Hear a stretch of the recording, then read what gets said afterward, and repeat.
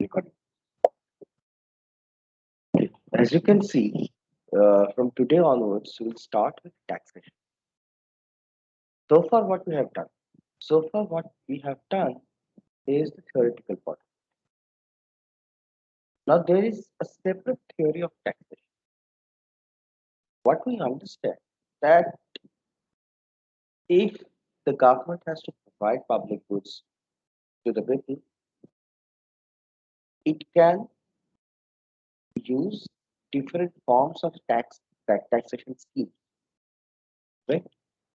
That's exactly what we did till yesterday. Needs to finance the projects, and to do that, there are certain criteria which it needs to follow.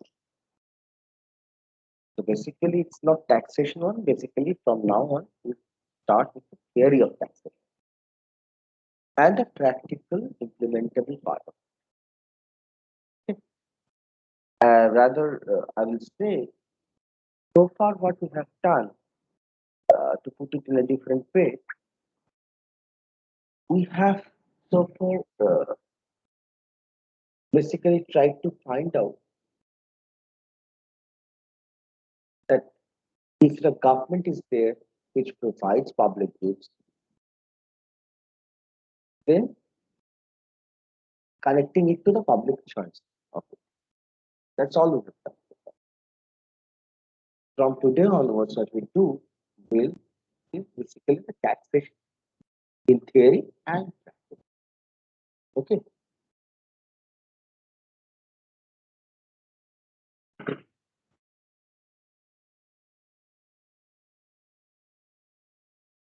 If you look at the first bullet point, it actually summarizes a lot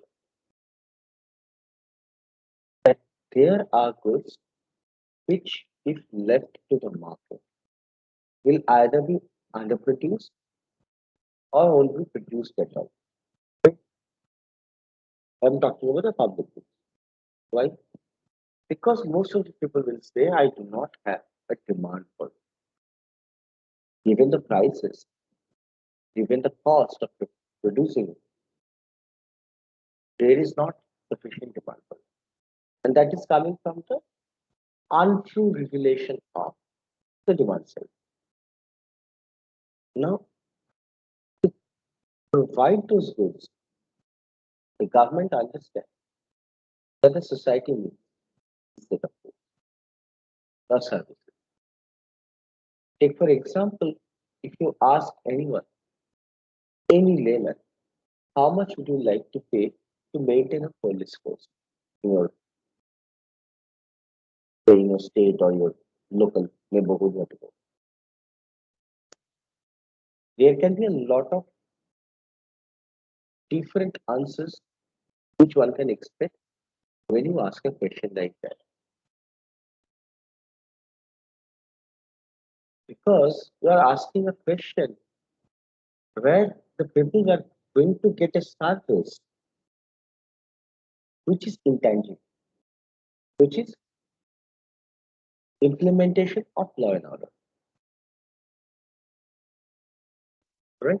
I know what are the laws, I know what should be the way people behave, but how to enforce them? To enforce them, I need an implementation. And when I'm asking, okay, I create an implementation agency by the name police force, what you should do, you should pay for it. Now, there people will try to feel it. So there is a very simple way that you make these contributions compulsory. Unless you collect these contributions from public, it is not possible to, at the end of the day, have a effective police force to implement law and order in the society. because none of the individuals, from individual rational utility maximization problem, has an incentive to contribute. Here comes the role of the government. Once you select the government has the ability to compel it. Once the government is set up, now the government decides how to set this different set of laws which are to be implemented. And also there are certain political pressure groups. Take for example, if you look at the voting mechanism which we have followed so far, we have not used the lobbying function. Okay, so let me write it down somewhere. Somewhere I will just give you a brief idea. Lobby. So, take for example, what do I mean by political pressure groups and lobbying, which is relevant to the course. Okay. Take for example, there are two parties, one Democrat and one Republican, and these two have two types of manifesto.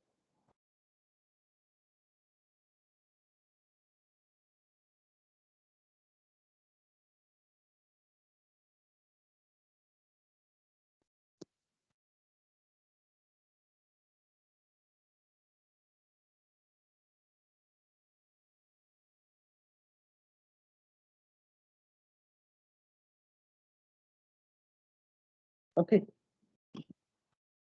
I'm just giving a very simple example of lobbying. So there is this Democrat manifesto which says they will focus more on export promotion, will give infrastructural facilities, will give subsidies and everything to the farms who are promoting to promote exports.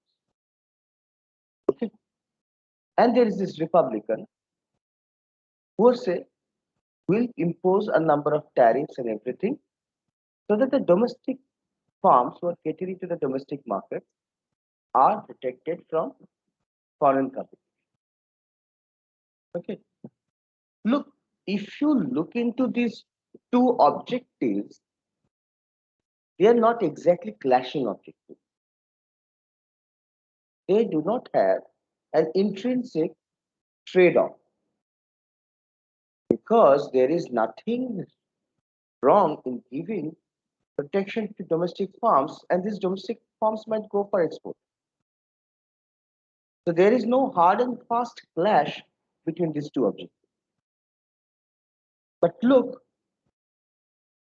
there will be two pressure groups, one exporters, another importers.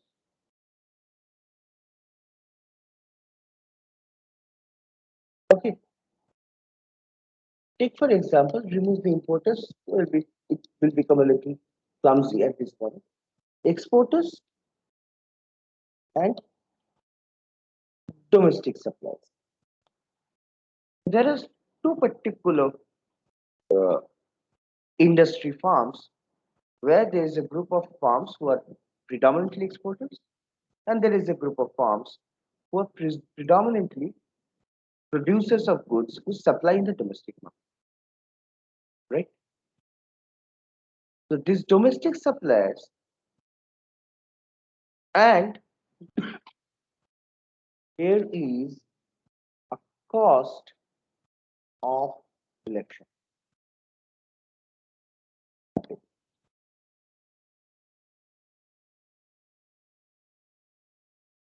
Right? Now look, we are going into a more real life thing. We're trying to bring it. Now look, this exporter group will try or will wish that the tea comes in from But the domestic suppliers will be happy if R comes in power. So these exporters will fund the election campaign costs for D, and the domestic suppliers will do the same for the Republic, right? Now, once after the vote is done, election results are out, either D or R is in power. Let's example D is in power. Then these exporters will become the political pressure group and try to influence the government's policy making because they want to get some benefits out of the cost they have already incurred. And what is that cost? They have already funded the election campaign of D.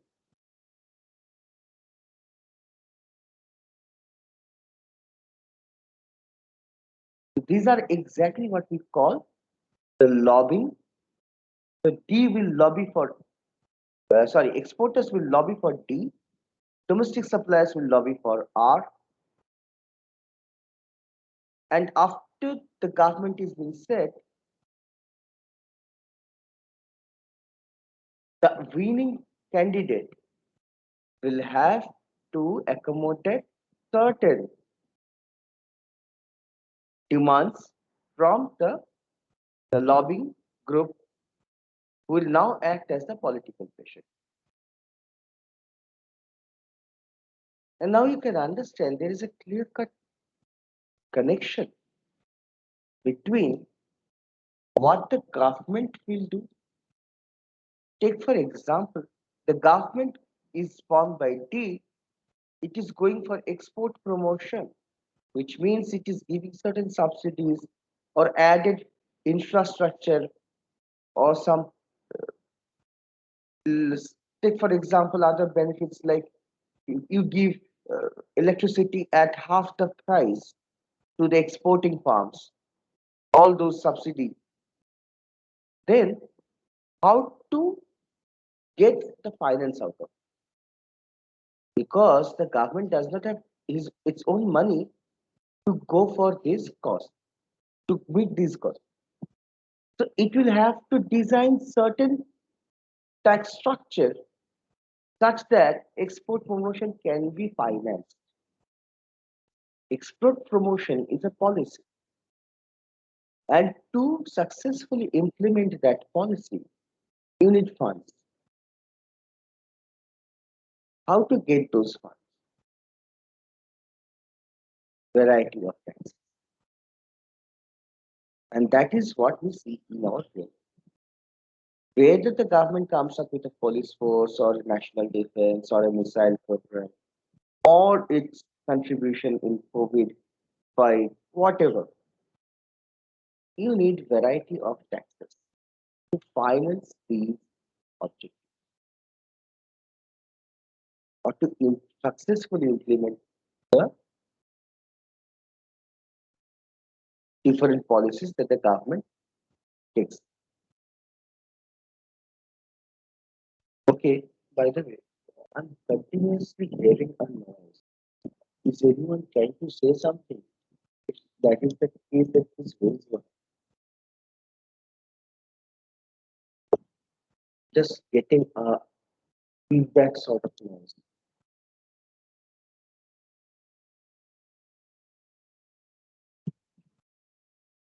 Everyone is going to.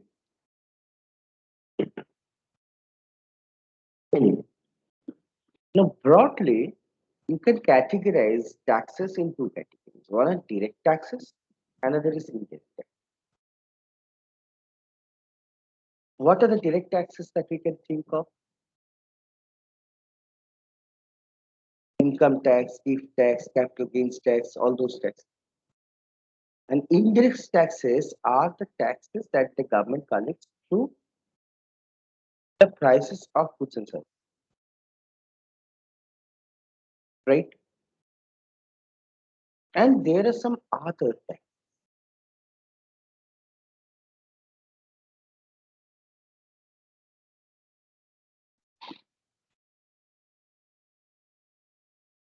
And now these other taxes are like certain specific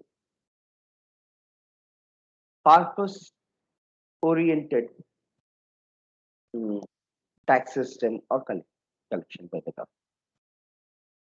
Now in India, if you look into this structure, look, this is common for any economy in the world, this portion. Now, if you look into India, it's a very brief structure that we can think of, that we have income tax. Now, this income tax is applicable not only the wage income, it is also applicable to the income generated through certain profit. The income that is generated if you own a property, suppose you have a property, you rent it out. So that income will also be under the jurisdiction of the income tax part. Salary is obvious. And also investments and businesses with certain tax benefits.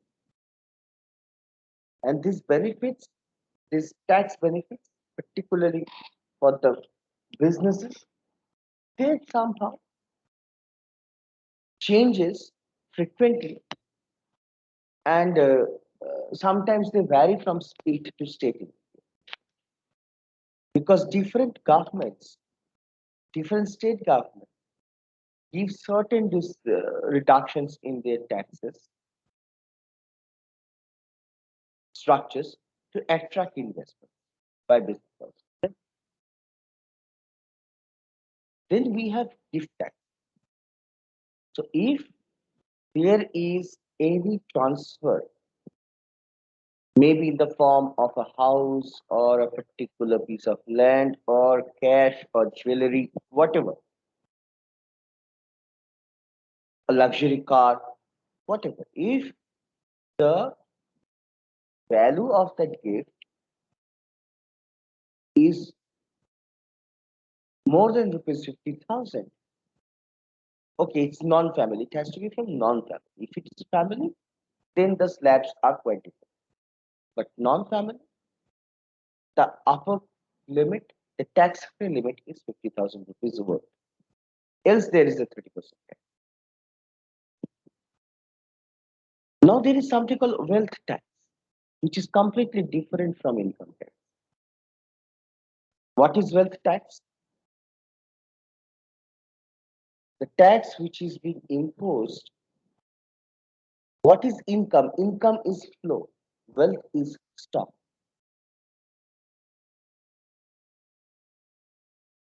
What is HUF? Hindu undivided family. That's a separate clause in India.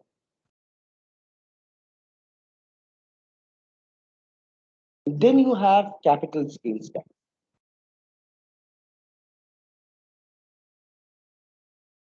And within the capital gains tax, you have two different slabs. One is a long term and one is a short term. Short term is anything less than equal to 3 years. Long term is anything more than 3 years. Then you have taxes on security. The moment you purchase shares, equities, and do business there, in the stock market, you have the securities tax. For any business house with more than 1 crore turnover, there is a corporate tax. This is over and above the business tax.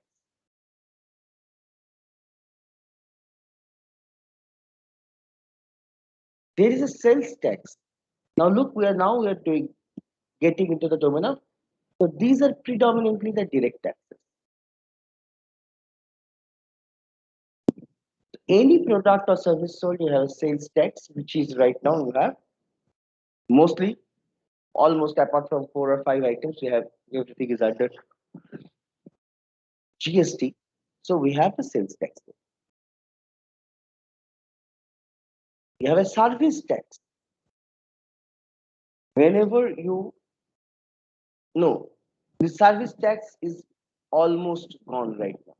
Initially, it used to be before GST. Particularly, you have to pay service tax when eating in restaurants. Now, it's everything is under three. And now you have the customs duty, which is nothing but the import tariff or import tax you have to pay while you import things from abroad. So this is the brief structure. Now, the practical implementation of a tax system, apart from, if you remember, when we talked about the theoretical structure of how to design a tax scheme, then we talked about five different characters. Here also, we talked about designing of an implementable tax structure or a system. There are certain characteristics which we have to follow. The first is what we call economic efficiency. Remember, whenever we talk about economics, we basically talk about allocation of resources. Now, from the microeconomic theory that we have studied so far, we understand what do I mean by the word efficient allocation of resources, right? Now, the tax system, which is to be instrumental, implemented, should not tamper with that efficient allocation of. So, if we think back to what Adam Smith proposed, laissez-faire, leave it to the market will automatically give you back the most efficient outcome. Sorry. Basically, what he meant was is what we formally say the first fundamental theorem of welfare economics. If the markets are competitive, leave it to the market, you get a parity efficient. Now, the moment you introduce a tax, what do? You basically tamper with the price. If you introduce GST type of a tax on goods and services, you basically change the final price of the commodity yourself. If you think of income tax, you basically tamper with the price of labor. When we talk about capital gains, you tamper with the rate of return, the price of capital, right? So such. Now, if you remember, in a very simple Edgeworth-Works diagram, when you start with an endowment point, leave it to the market, the exchange between the individuals will determine the relative excess demand for the two goods available, will determine the relative price of the two goods, and you end up in the factory. But now you put a tax there. What will happen? The relative price will change. And the final outcome, is it efficient? Might be, might not be. Why? How come? Because the moment we impose a tax or tariff, there is a possibility that deadweight loss will be generated. And hence this criteria that the tax system should be designed in a way that the efficient allocation of resources is not being tampered. And from there, the concept of distortionary and non-distortionary tax. So any tax which creates a derivative loss is a distortionary tax.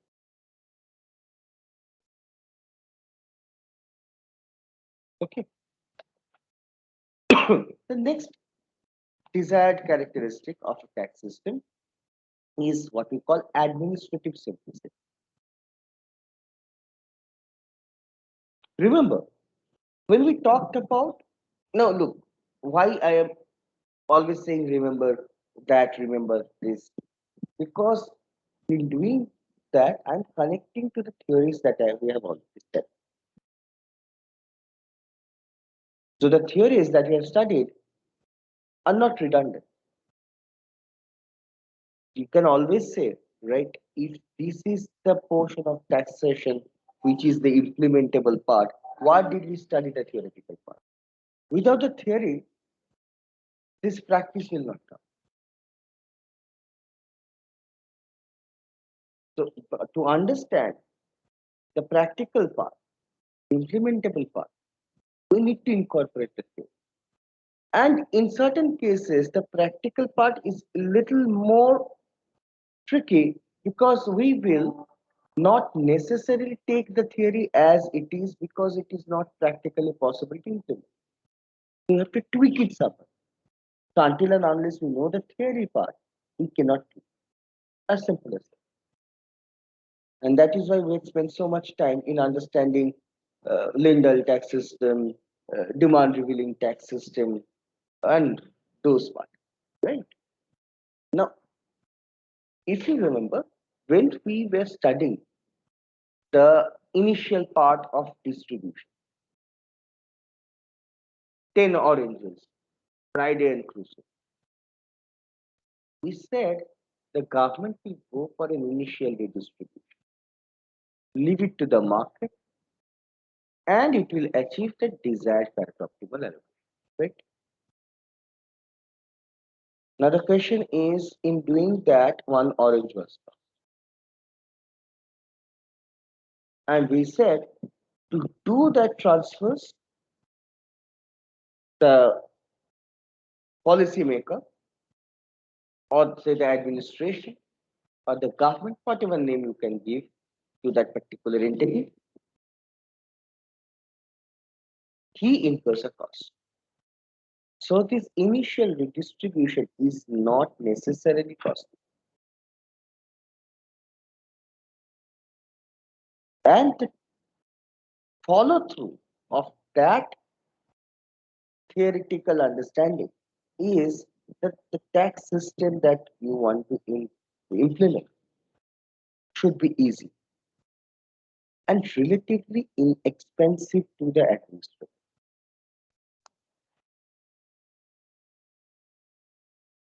So you should not need to go door to door and collect taxes.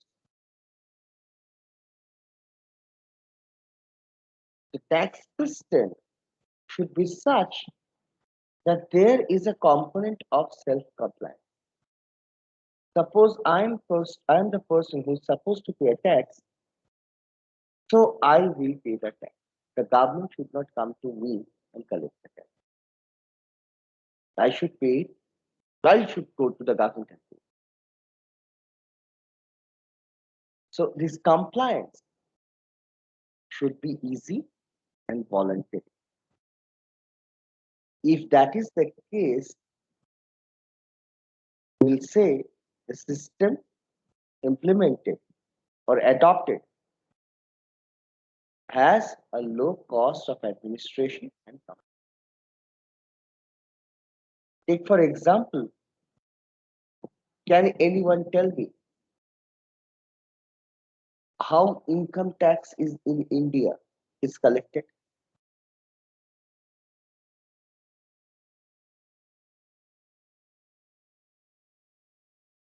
Do anyone have any idea how income tax, which is the most common form of taxation, is collected?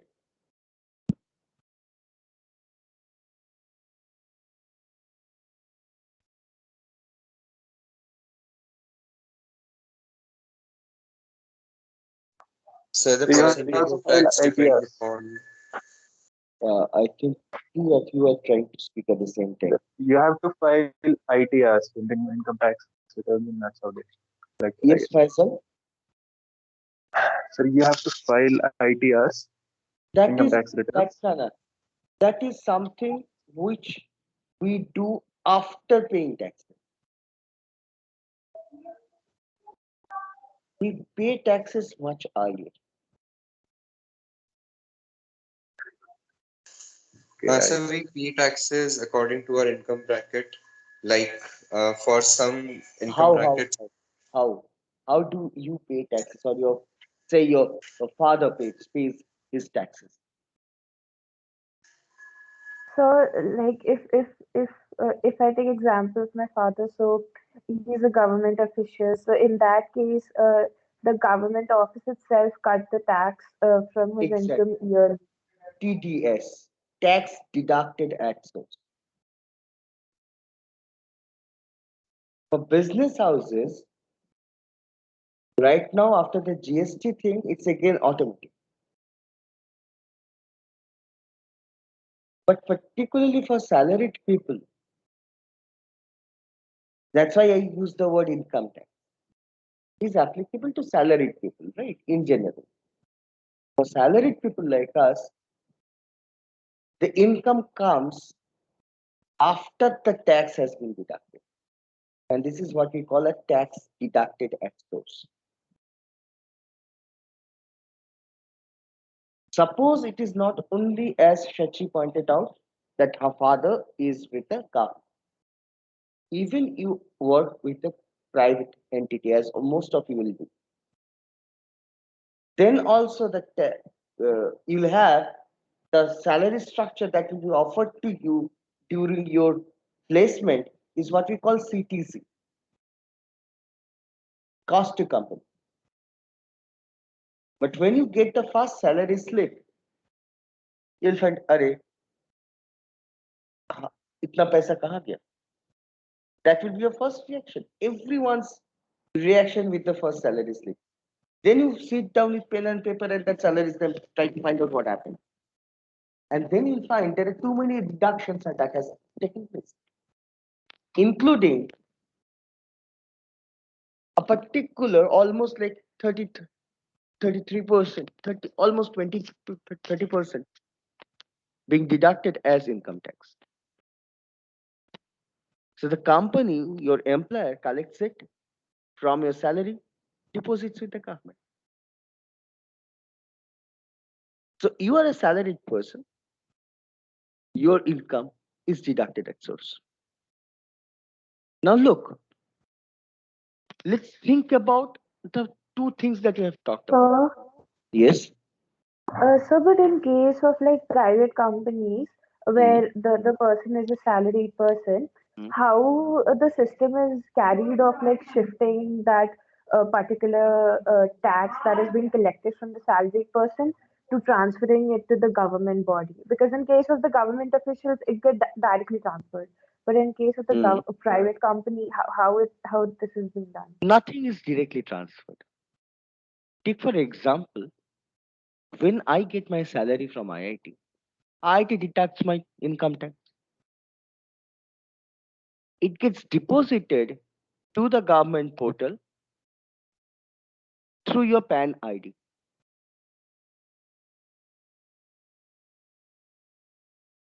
That is why PAN card is mandatory.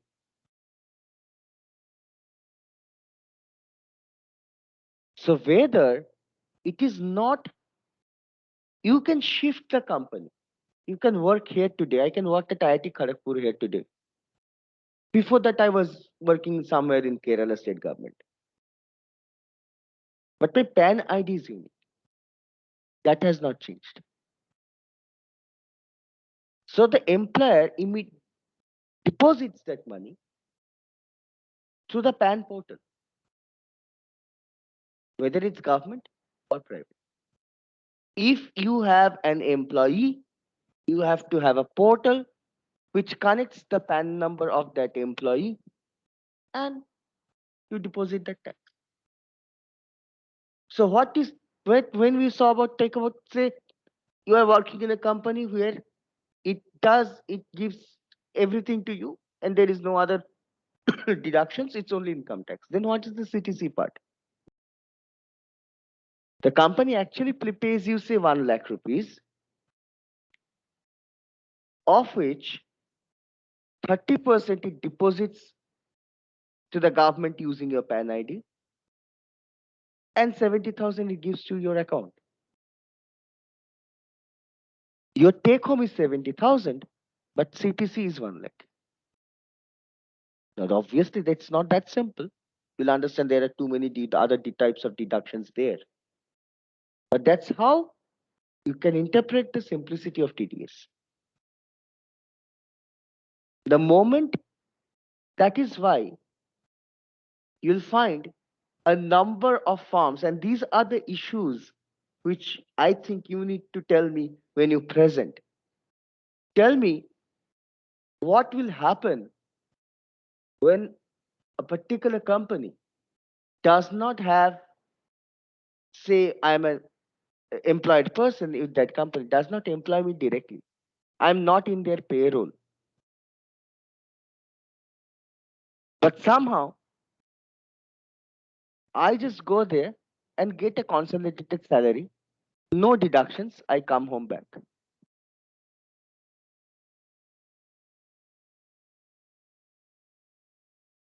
Take for example, you can see a number of civic police nowadays in different parts of the country. They're not employed with the police force. They're paid on a daily basis.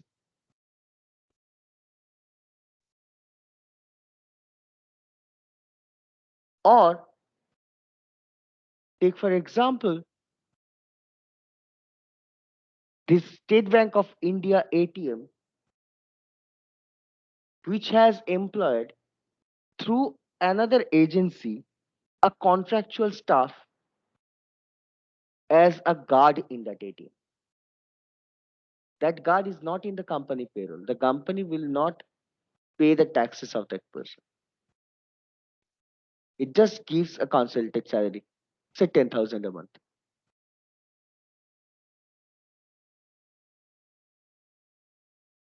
And this is why the implication of taxation and different types of employment or employment and labor economics. It's a very, very interesting part. Very, very interesting subject. You can tweak too many rules here and there. And that is why labor economics, I will say, is one of the most dynamic part, the subtopic of economics. It will never go out of business.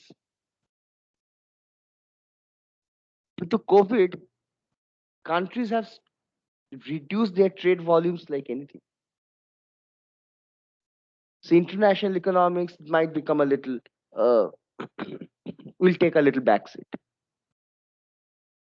But even with this COVID, now you have a new dimension, work from home dimension. So for labor economics, there is always something very, very dynamic. And moment you introduce a new taxation, you have a different type of application in that labor market. It's very interesting. So let's coming back. So that look at the design of the system is very, very easy. It has to be very easy. Otherwise, then we have to say it is not only easy, it has to be made voluntary. Now I'm coming back to what Yatharth said. Sorry, not Yatharth, mostly Faisal also said that we go for income tax return. Right? Yes, I do not only take your lectures, I also pay my taxes. And not only that, I also at the end of the financial year, I will go and file my taxes. What is this e-filing of taxes? To show that I have paid my taxes well in advance and sometimes more than required.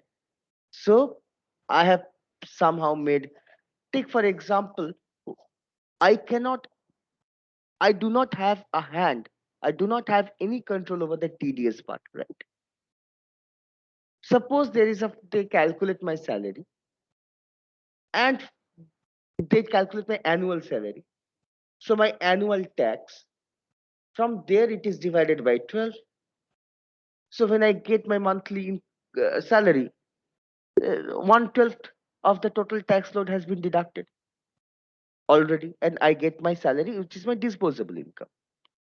But with my disposable income, I might actually go for certain investments and savings. And with that savings, I have what we say, I've saved certain taxes. How? I have to pay, if I do not do anything, I have to pay flat 30% of my income as income tax. But if I say build a house and with a home loan, or if I have kids for whom I have children education expenditure, or if I have elderly parents on whom I have certain medical expenditure, or suppose I have certain fixed deposits in certain banks, or I have certain other investments which are long run investments more than 5,000 PPF accounts, then I have actually saved a lot of my income, and that part is not taxable. And this is exactly why we file tax returns. That not only I have paid, because it's not I have paid. Technically, IIT has paid my part. I have only got the income after the tax been deducted. So technically,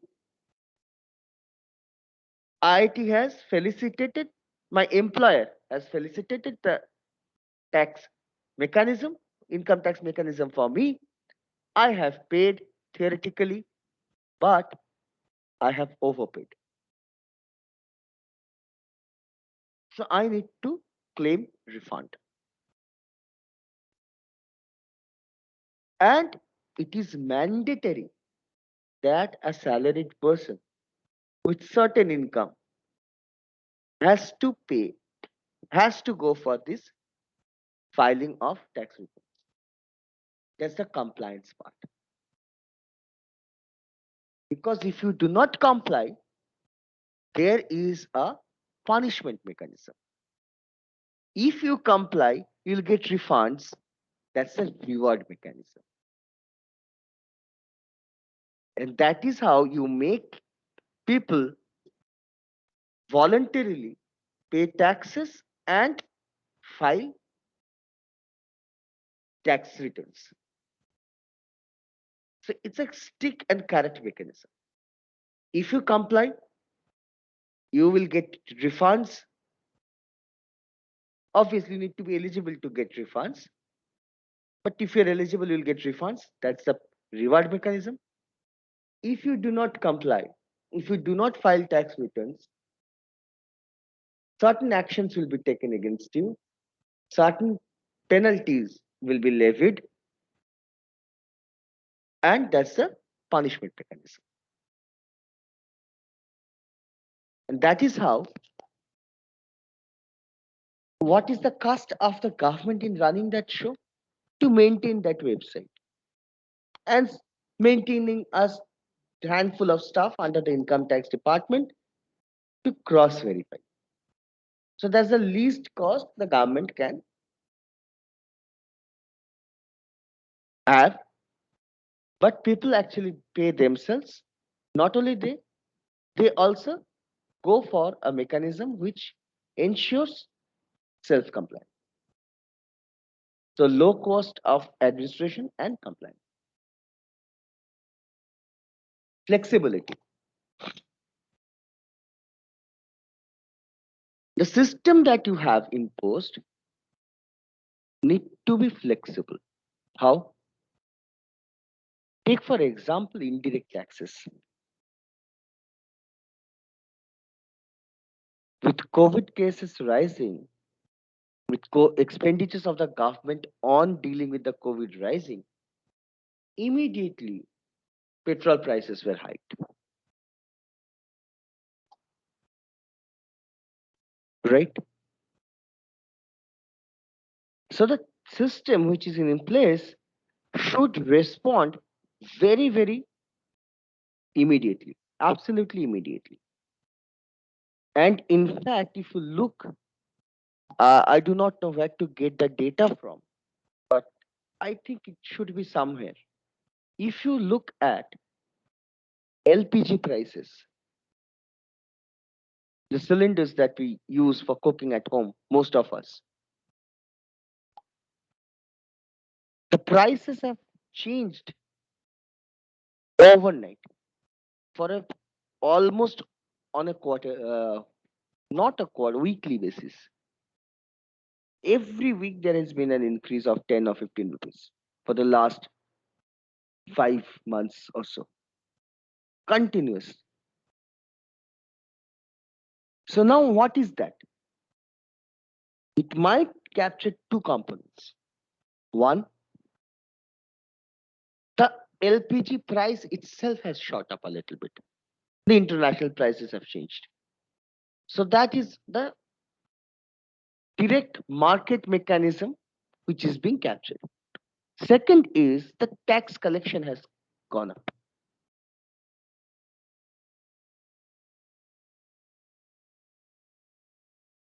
Now these changes, now how you'll say, how comes that the tax collection changes? Look, it is not exactly the tax amount on the final good. Because when you purchase, tell me something, when you purchase petroleum, when you purchase anything, from say you go to a Spencer or a Big Bazaar, you purchase something, you go to a restaurant, you eat something, the bill that you get has two components. One, the price of the good, unit price of the good, and then the GST slab and the amount of tax. And that is exactly what we call the GST invoice, right? You purchase anything from Amazon, you get the invoice, you'll find there is absolutely everything is clarified. In fact, it is also clarified which is the slab, whether it's a 2.5% or a 5% or 12%, 18% or something. Right? But did you ever get a bill like that when you purchase petroleum for your two-wheeler or four-wheeler?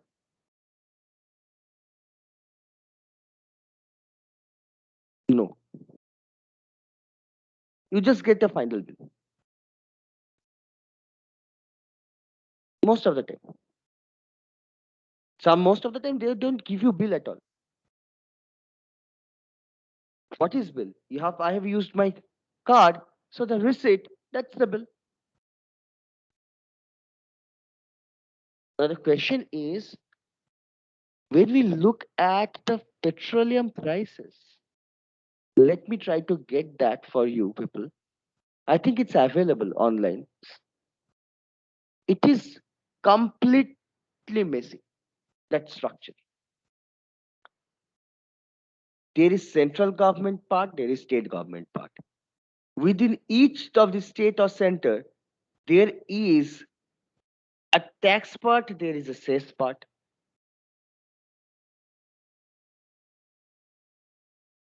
Okay. So you have, and then it also includes the import duty. It also includes the import duty which is being placed on the import of crude and natural gas, crude oil and natural gas.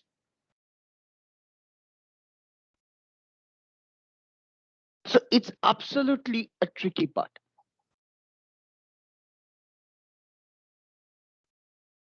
So it has to be flexible. And when you have too many parts, you are compensating here or there. And it will change. In fact, if you look at petrol prices, every morning,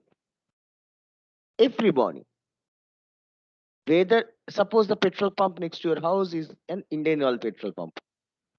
So the owner of that petrol pump will get the value for the day at the beginning in the morning. Every morning, Indian Oil Corporation will provide with a sales value, like what will be the final price for that day, every morning.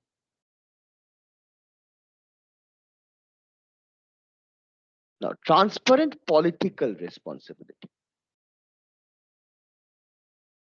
Whenever I pay taxes, I know what I am paying, how much I am paying, and the second part is a little tricky again. Evaluate how accurately the system reflects their preferences. So I have voted for a particular Democrat or Republican. He has gone and formed a government. Now he has come up with a new tax structure. So I know what is my capital TI, which is the total tax I pay. Then I must also understand how much benefit I'm getting out of it. Not only that, what is the composition of that benefit? I voted that person so that national defense is being bolstered. On the contrary, I am seeing that the government is spending more on the hockey team of the country by subsidizing a lot of things or subsidizing the air tickets of the elected members of parliament. So that does not reflect my preference. So the system should be designed in a way I should be knowing exactly what I'm giving and what I'm getting. Now the fifth is fairness. That should not look the moment I started with efficiency. Now I'm bringing in equity. So the thing should be definitely efficient, should be efficient, but at the same time, it should also take care of equity. So different individuals with different income background should have to pay different uh, taxes. Now, these are the 5 common characteristics. In certain countries, particularly in developing countries, there is a 6th attribute. The tax system should be corruption resistant. Now, this is very important. Suppose I was supposed to pay a tax amount of 1 crore rupees. I somehow talk to that income tax officer, tells him, I want to pay maximum 50 lakhs. I will not pay 1 crore tax.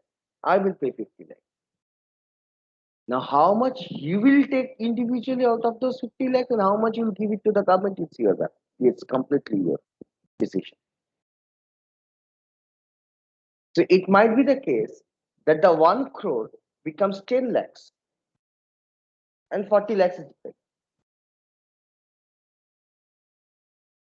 So the system cannot entertain a practice of this sort.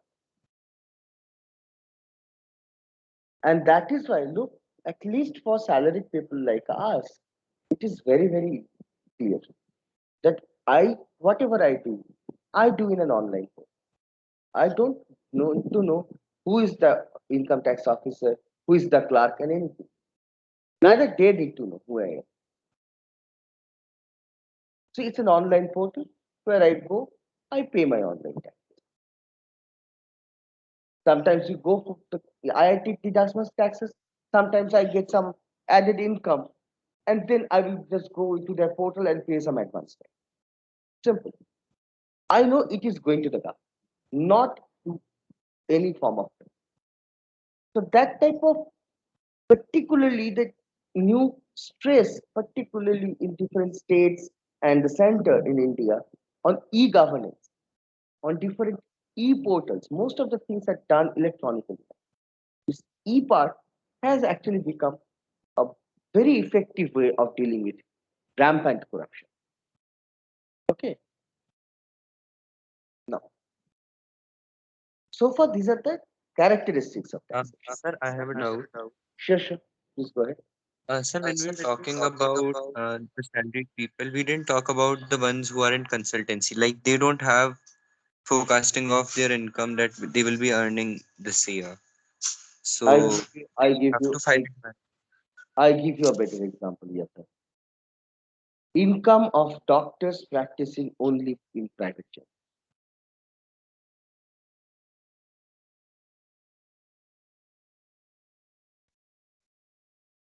Most of them take cash pay, right? Very few nowadays take Google Pay.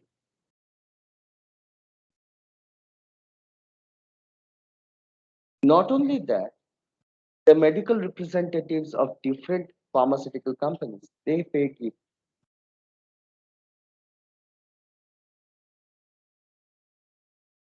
So there is a very high possibility you completely underreport your annual income.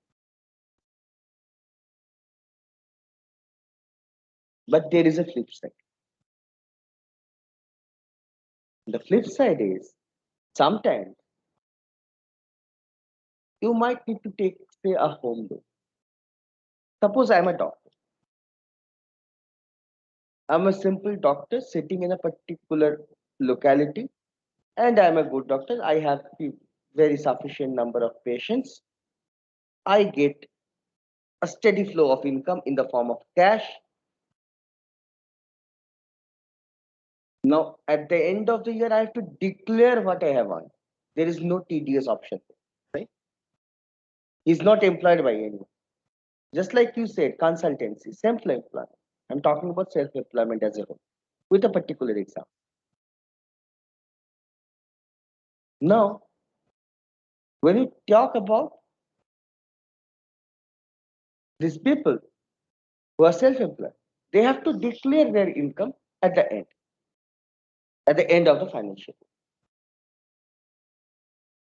Now, there is a very serious tendency of underreporting, because why should you report more? But the problem is there is an incentive to lie. So not truthfully revealing what your income is, so that you can pay a lower tax on your income. Very simple. That incentive is very strong. Now, what are the problems for that person? He might have uh, not paid lakhs of taxes to the government. He said, like you can think of a particular individual who has not paid the tax by underreporting. The problems he will face are certain practical problems, which we cannot model theoretically. But practically, we are in the practical domain. You have asked a practical question, so I'm giving a practical answer. The problem is, suppose he needs to build a house, he needs to take a home loan. So he needs to take a home loan to the amount of 50 lakhs.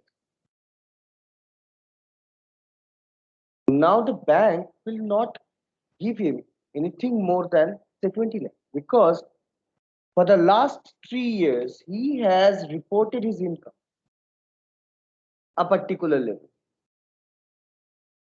That person, the doctor knows he earns around 3 lakhs rupees a month, or say 30 lakhs rupees a year, 35 lakhs rupees a year. But he has reported 10 lakhs a year. So with 10 lakhs income a year, he is not eligible for that much of loan.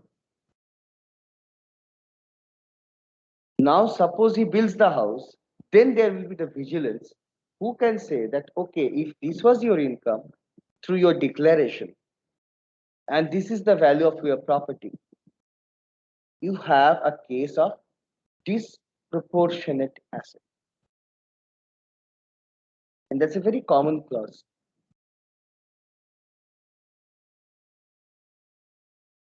And for a particular, say, self-employed person, I exactly do not know the nitty-gritties of it, but overall, what you need to do at the end of the financial year, you have to report your annual income. And while filing the taxes, we file ITR 1. Consultants will file ITR 4. Now, these are the legal part. These are not the things which I am an expert with. These will be dealt mostly by the people who are accountants and chartered accountants, right?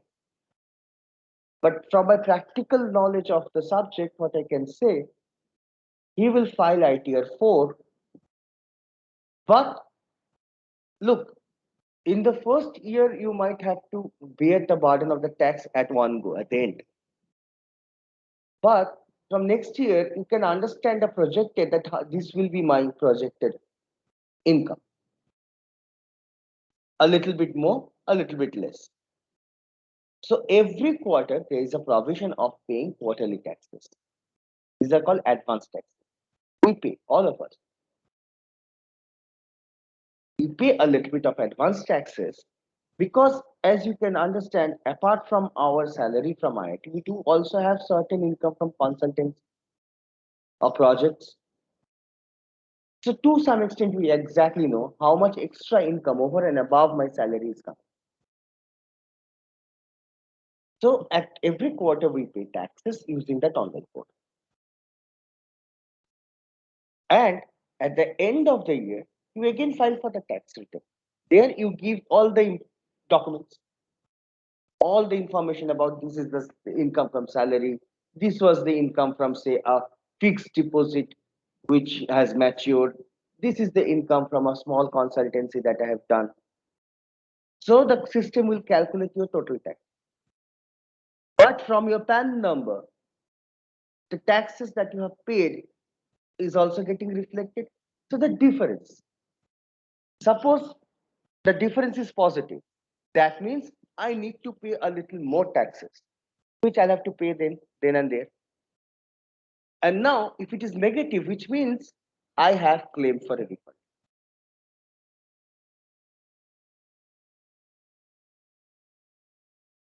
That's the process, technical. But there are a lot of problems that you can think in and around this.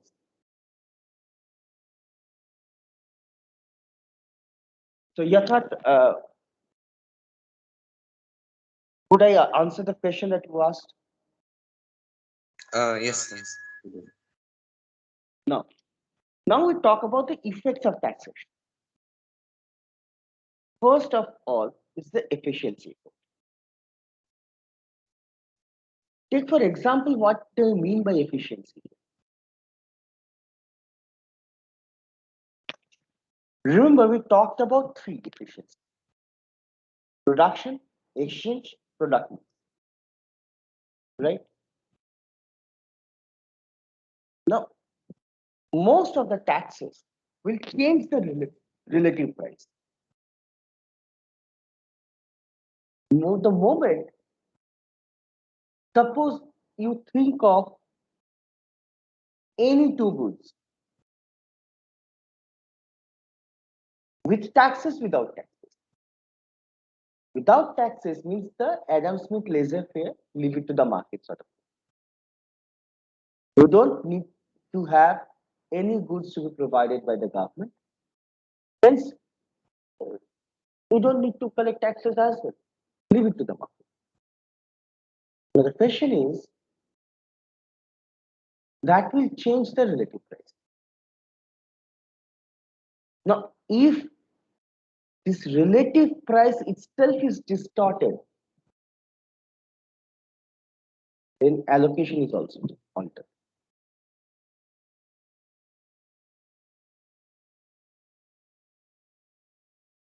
Now, as we'll see later in our lectures, whether you have, basically there are, we have talked about tax from different types like distortion and non-distortion. Right? Basically, when we talk about lump sum tax, what happens? You do not pay anything on the basis of anything like on the basis of say how many units I consume. No. Take for example, what is my income? No. This is a lump sum tax.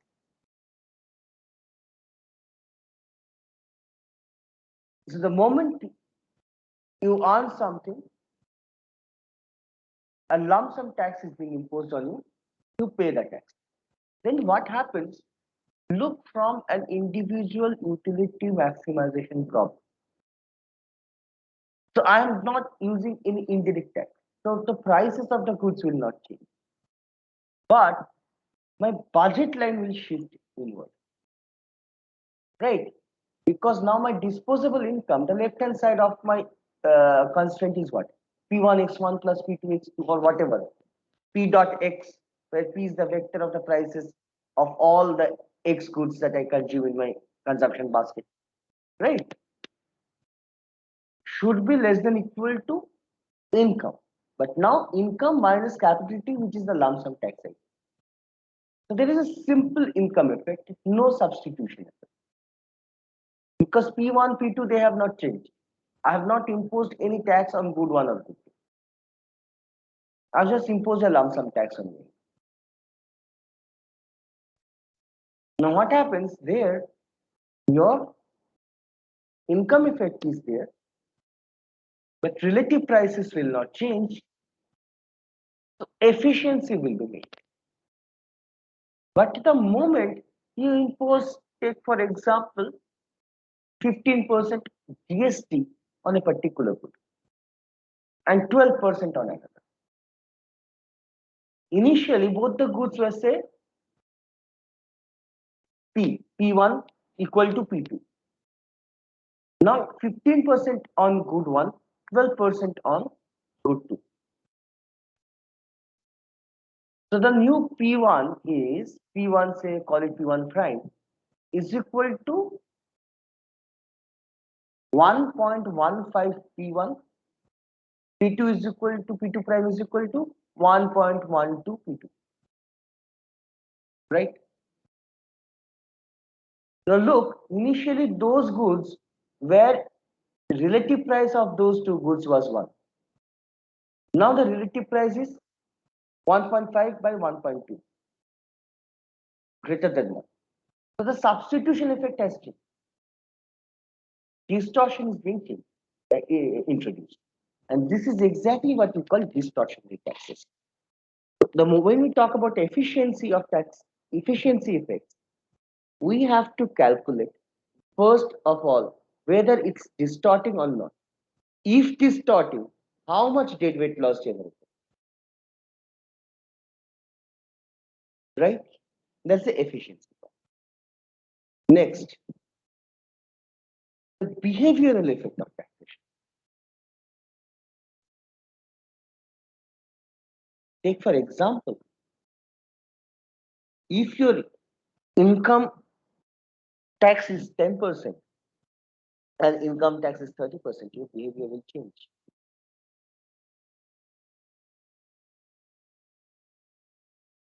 In fact, which is basically sometimes there can be two effects. Suppose income tax becomes very high, then the incentive to work more and earn more goes away. It's better to stay at home and play with kids.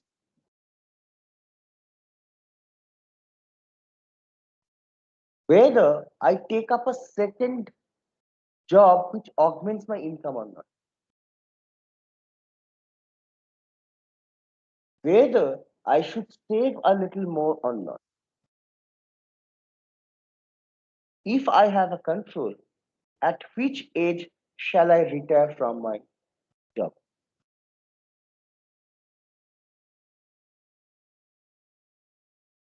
So what is the amount of work I should do? Amount of time I should spend in my work? How much savings? Take for example, in fact, what I consume I can obviously understand, but even whether I should get married this year or not, that also becomes, particularly in US, there's a funny thing in US. If a couple gets married, say on the 31st of December of a particular year, the US tax code will consider that couple married for that entire year. Their marriage certificate is 31st December 2009, but the US tax code will say year 2009. So it is better to get married in January rather than in December.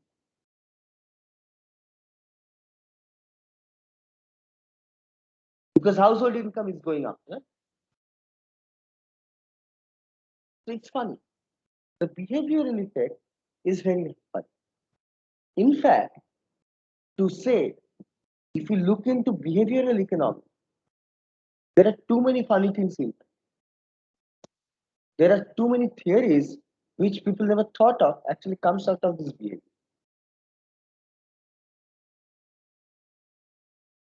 Now, financial effects of taxation.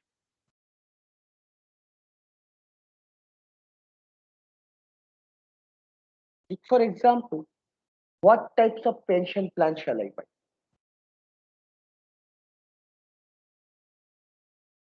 There are two types of deposits, savings I can do. One is a very long run, one is a short run. The short run is not tax exempted, the long run is tax exempted.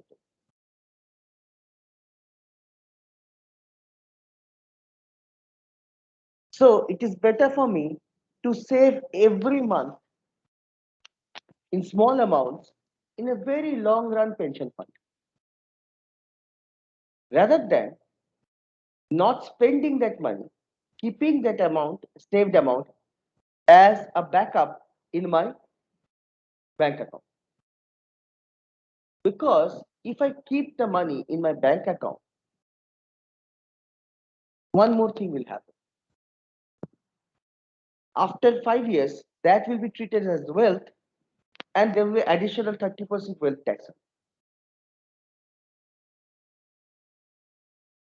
So look, the government, through its taxation mechanism, forces you to choose. You are thinking that, okay, you are taking the decision. Basically not. The tax system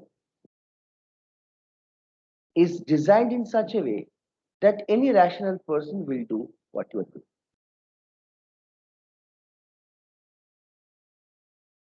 So it is not your choice, but it is a choice you make following certain invisible push from the government. That is very interesting. Organizational effect. What is organizational effect I'm talking about? Depending on how, uh, take for example, uh, what will be the taxes on say $100 investment and visa with $1,000 investment? What will be the structures a particular farm should take to minimize its tax burden? I'm not saying evading tax. That is illegal. I'm not going in that domain. But depending on the different types of investment instruments, debt, equity, capital structure,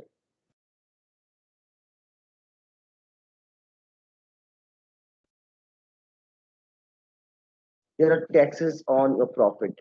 There are capital gains taxes. So there are different types of taxes. And these taxes have differential rates. Right? So depending on the tax structure, the organizational structure of the farm will change.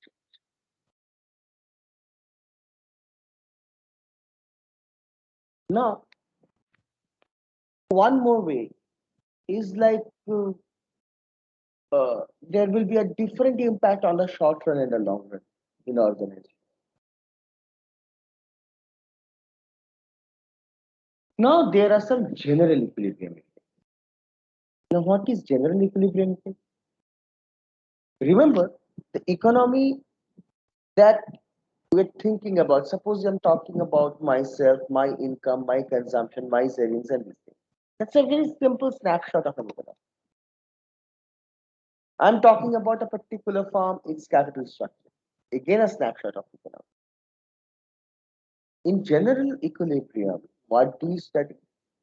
We study the interlinkage among all the sectors of the economy. Because in general equilibrium analysis, there is nothing called ceteris paribus. Now, if the government increases a little bit of taxes on petroleum, that will impact the prices of commodities. That will also impact my individual choice of using car and bicycle. That will also impact whether certain farms purchase, a certain individual purchase shares and equities of these oil companies. So a small change there in the petrol prices will have a cascading effect on the economy. So that is what we call the general equilibrium. And then there is something called an announcement effect. What is announcement effect? Take for example, very recently, government of West Bengal said that the stamp duty on registration of new houses is being slashed by 2%. So it was 8.1% stamp duty to register a new apartment or a new house that I purchased. That has been slashed to 6.1% for a window of 6 months. The result is there has been around 70% more purchase of new houses due to that.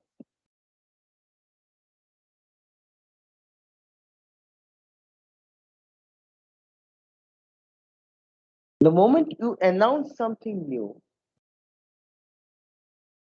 all these different effects, whether it's financial, organizational, or behavioral, everything will change over time.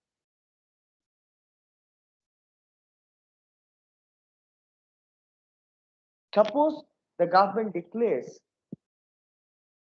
from midnight tomorrow or today midnight, petrol prices will increase by 4 rupees. So from 6 o'clock in the evening today, you will find hundreds of cars lining in the petrol pump. I do not know how much they save. But that's the behavior. The moment you announce something, there's an immediate impact of that. Future taxes on assets.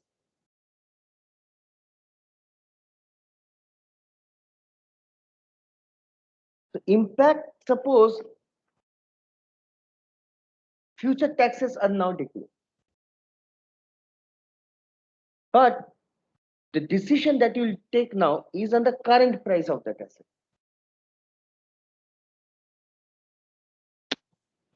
So these are the different types of impact that you can think of. And we'll study them one by one when the case arises. Now we come to what we call the efficiency part. Right, we started with the characteristics of taxation and efficiency. Very important. The first thing first, we have to understand distortionary and non-distortionary.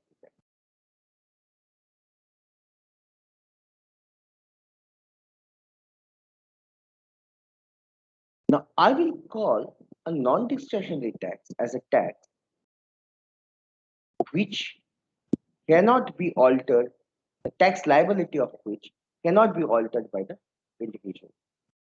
And that's why I use the word lump sum tax. What is lump sum tax? A particular tax amount on you. You have to pay that tax. So it will just reduce your income. It will not make any change in the substitution of different goods or anything else or any reallocation of resources.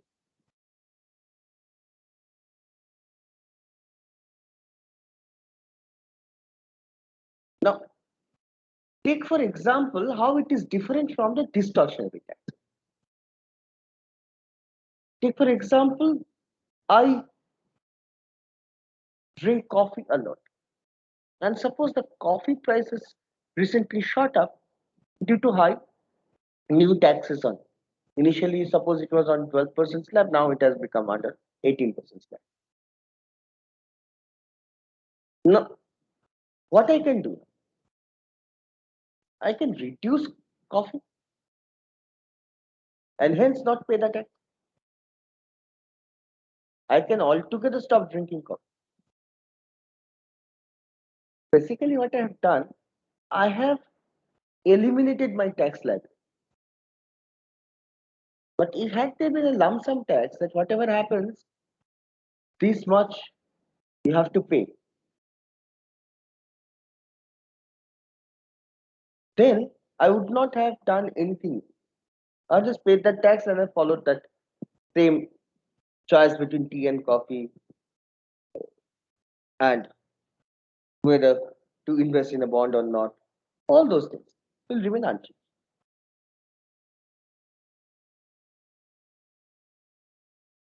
Income tax is also distortion. It is not lump sum.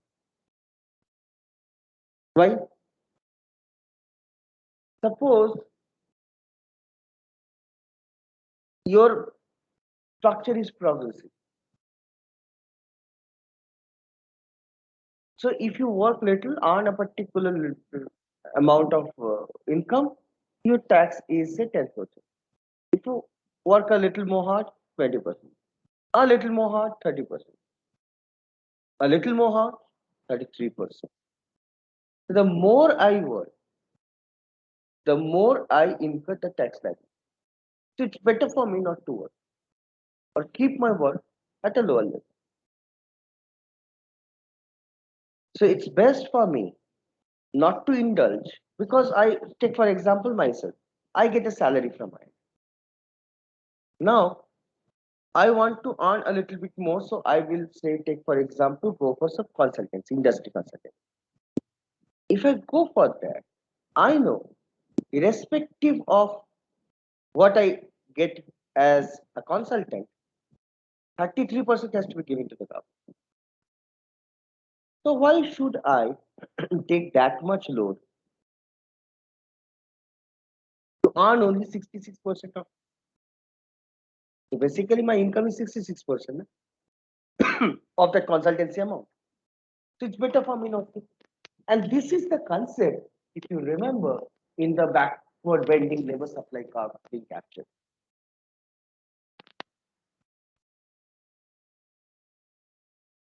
Input tax and the backward bending labor supply. Income tax, the backward bending will come faster.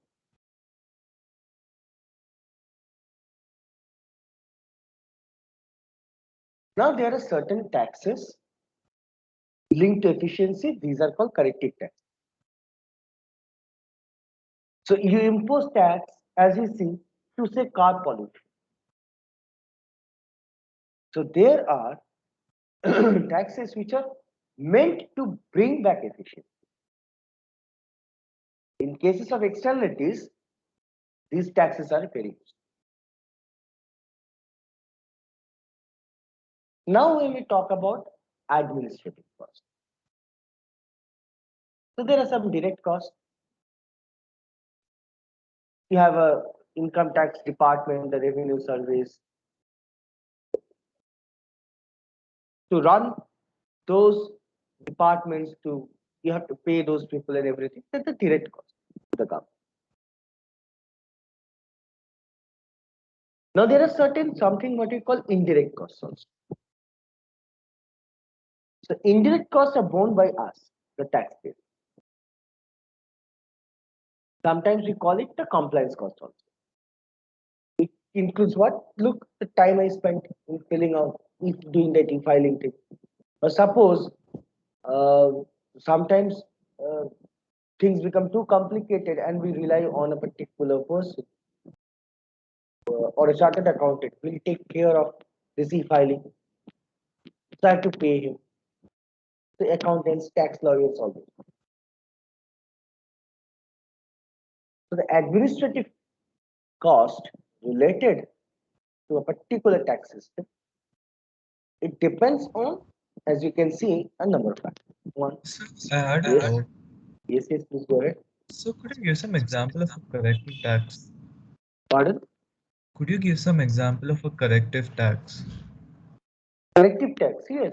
Pollution tax on polluting industries. We do have pollution tax. Okay, okay. Right. Or take for example, if you think congestion, road congestion is, as we said in our earliest of lectures, as road externalities, negative externalities. Then putting a toll.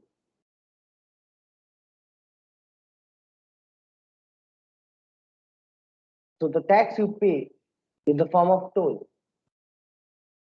that's also a corrective tax. To some extent, there is one more tax, which is in India we call it sin tax, SIN. The tax you pay to commit sin. Any idea what are those taxes? So gambling, Anything else? consumption of drugs. Not, that is illegal. Alcohol and cigarettes. Consumption of alcohol, cigarettes, and in some states where gambling is allowed. Take for example, in India, that's a funny thing. That's absolutely a funny thing. All the casinos in Goa are located on ships because gambling is illegal on land, and that is why they took it to the ship. So that's very funny in India.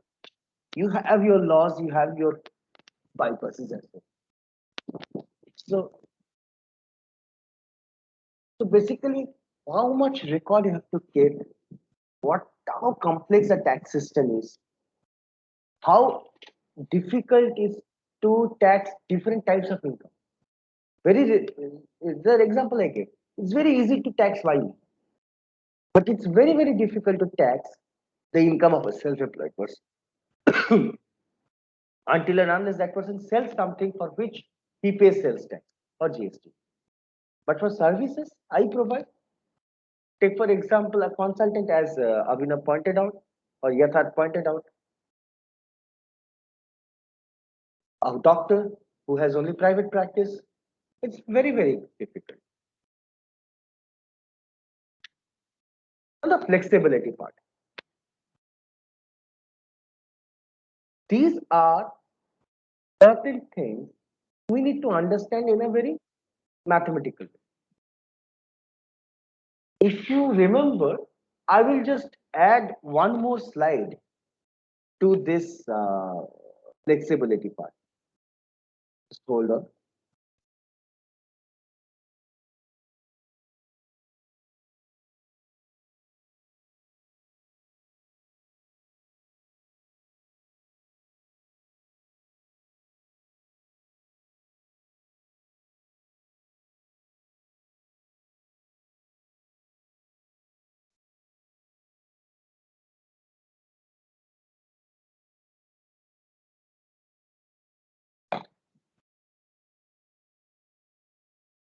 Just hold on for a second.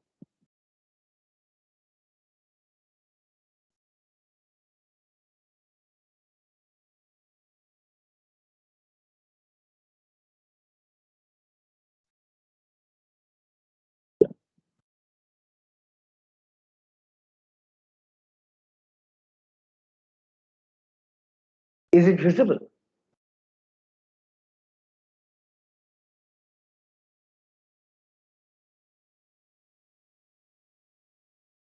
Is the new slide visible?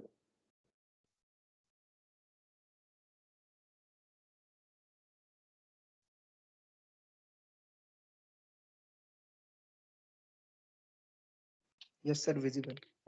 Thank you, Anuj. Now look, I have used a very different example to clarify this flexibility part. Now, suppose I have given a demand function of this format and a supply function of this format. Okay. Now you can see demand at time point t is contingent upon the present price of the good, PT. But the supply is contingent upon the previous year's price or previous period's price. Okay. Now, when we think about dynamic stability of this market, the price structure of this market, how do we solve?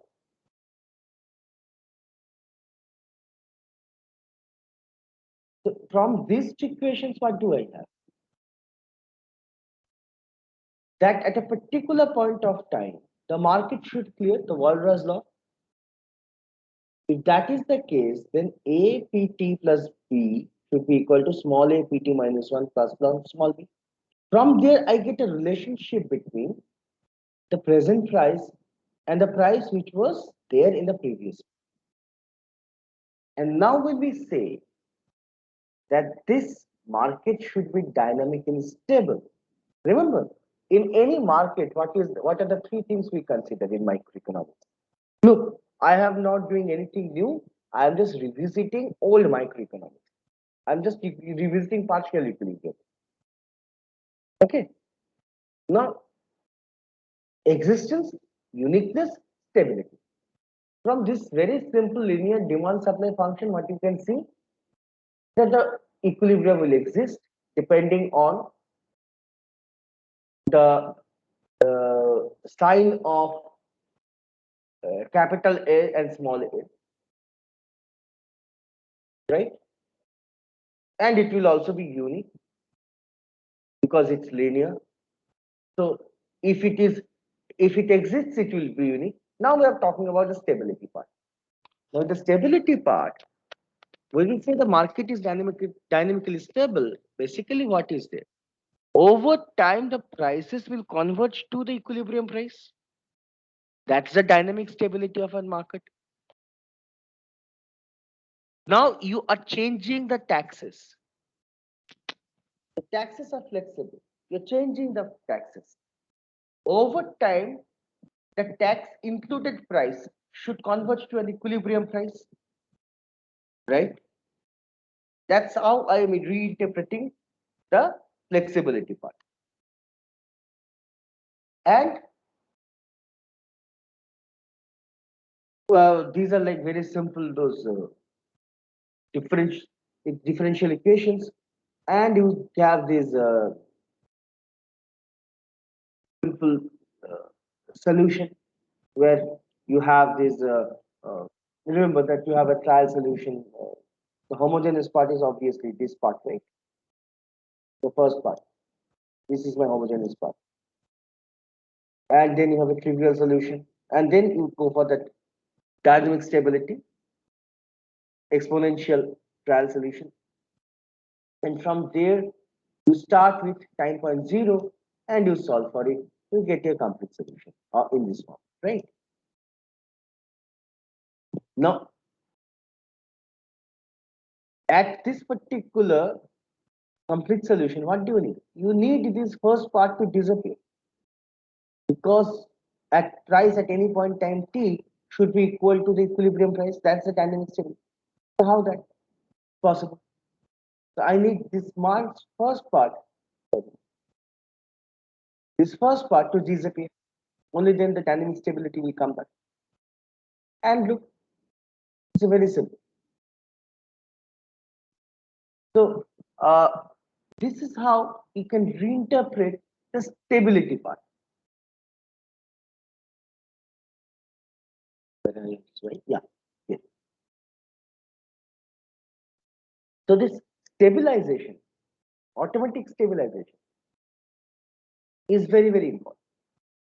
So in a macro economic point of view, if you're going through the recession, our economy is going through, say, a recession. So micro interpretation I have given you with this additional slides. What is a macro interpretation? Macro interpretation, suppose you follow a Keynesian sort of a structure. Your economy is going through a recession, so you lower the taxes, right? So that the income, disposable income goes up, consumption goes up, demand for things goes up, and hence the economy will come out of the recession.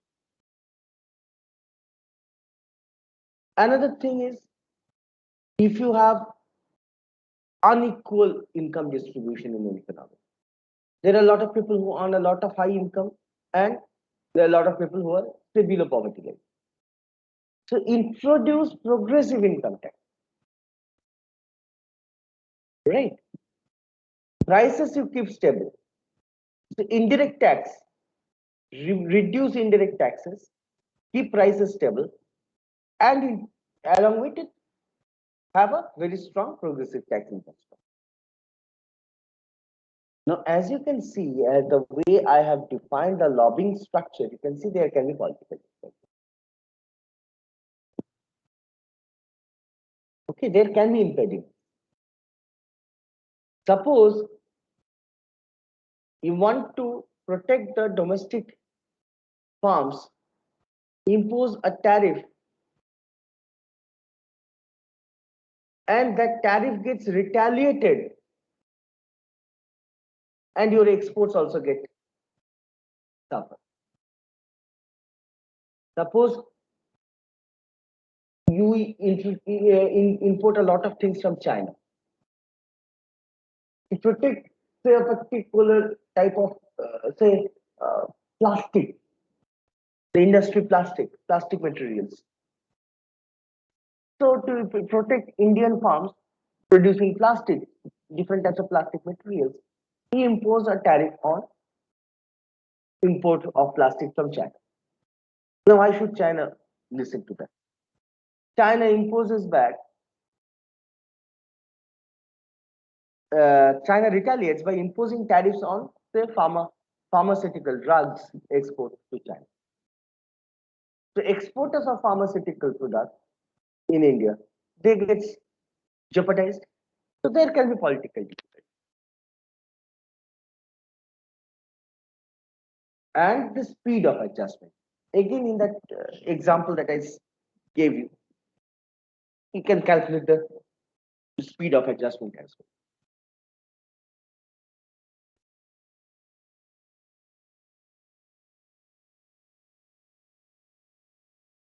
Now, we'll talk about fairness. Okay, I will need a little more time to talk about this fairness and general fairness. So let's do it in our next lecture. So let's stop it here today. Because though there are only few bullet points, but there are a lot of discussions that will go into this equity fairness part. So let me stop here. Okay. Already, yeah, it's almost done. Okay. So if you have any questions, please go ahead.